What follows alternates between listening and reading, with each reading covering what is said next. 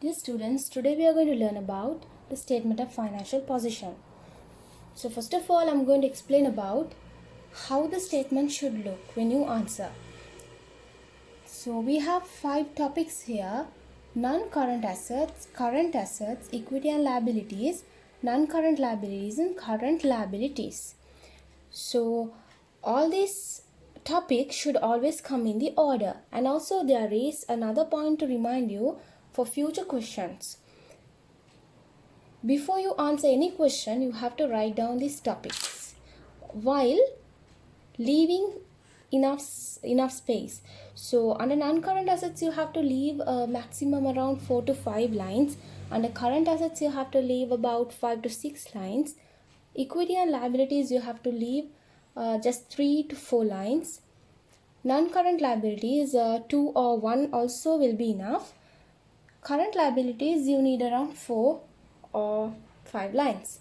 So it totally depends on the question. So this is a small question. So we'll start with the question. First we have land. Land 300,000. What is land? It is a non-current asset. So I have written this here. Building. Next is building. It is also below land. Then trade debtors. Trade debtors 20,000. Have left one line and written trade debtors 20,000. Why is that? Because according to the liquidity order, we always have to follow, whenever we write transactions, we have to follow the liquidity order. So what is liquidity order? It is all the assets that you can convert easily to cash should come under current assets. Also among the current assets also, cash is the 100% liquid asset, so it comes last. Whatever you can't convert very easily will be coming on top. Also, if you take non-current assets, it has come on the top. Why? Because these non-current assets you can't convert to cash very easily. Like land, can you sell a land very soon? Can't. Building, no, right? And the investment, it is mentioned 2 years here, right? If they have mentioned 2 years, you can't take back this investment before 2 years, right? Before 2 years are completed. So I have missed out one here, so I'll be writing it down. Capital 300,000 also marked under equity and liabilities. This is a type of equity. And next we'll see stock as at 31st 12 2019. Stock means the closing stock here at the end of December. So closing stock should come here as the first transaction for current assets.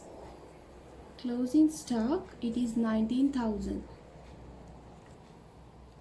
Next we have investment, it is recorded. Then trade creditors 100,000. Trade creditors also should come first under the topic of current liabilities. Before you write anything, you have to leave space for this if it is not given in the beginning, right? In this question, the first current liability given is itself trade creditors, so it was easy to be written first. Next we will see bank loan. Bank loan is a long-term liability, so it is 120,000 written here. Next you have cash. Cash 24,000 is also written. The net profit for the year 10,000. So according to the format in the book you would have gone through, below capital we write net profit and we have to add it with the capital 10,000. You have to add it 310,000 and leave it like this. Then bank overdraft. Bank overdraft is a type of liability, right? When our current account balance goes to 0 or when it is not enough to draw cash, you can request the bank to give you a small short-term loan, right? The short-term loan is called as the bank overdraft.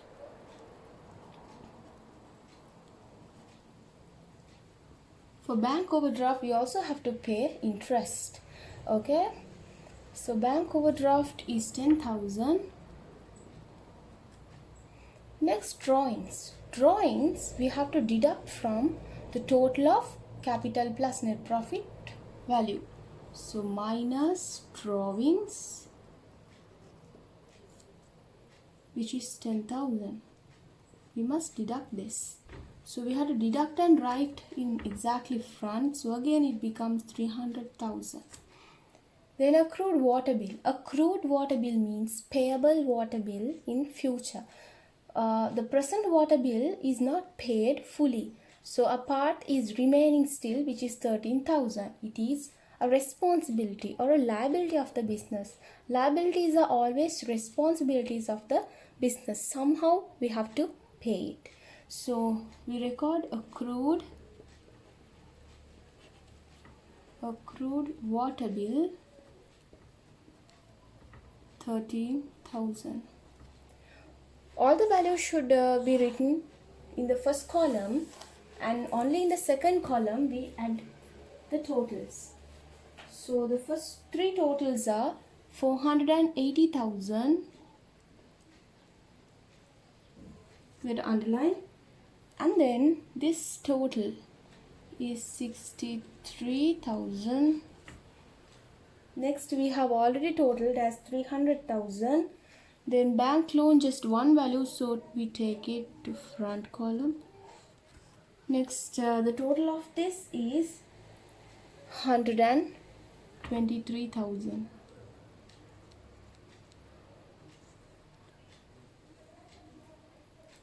So the most interesting part of this statement is that both non-current assets and current assets should be totaled separately as total assets.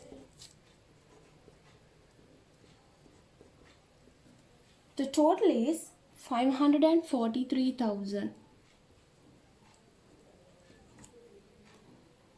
Next, if you add all these three parts, then it is 543,000. You can do and check. So only if the total assets and this equity and liabilities, you have to write total equity and liabilities, totals are the same. These two are separate, these two, and these three topics are separate. So if this value and this value is equal, then you are done. It means you have got almost all the answers correctly, right? If you don't balance these two, then you might have done some error, so you have to recheck back. So please do it and let me know whether you have understood or not.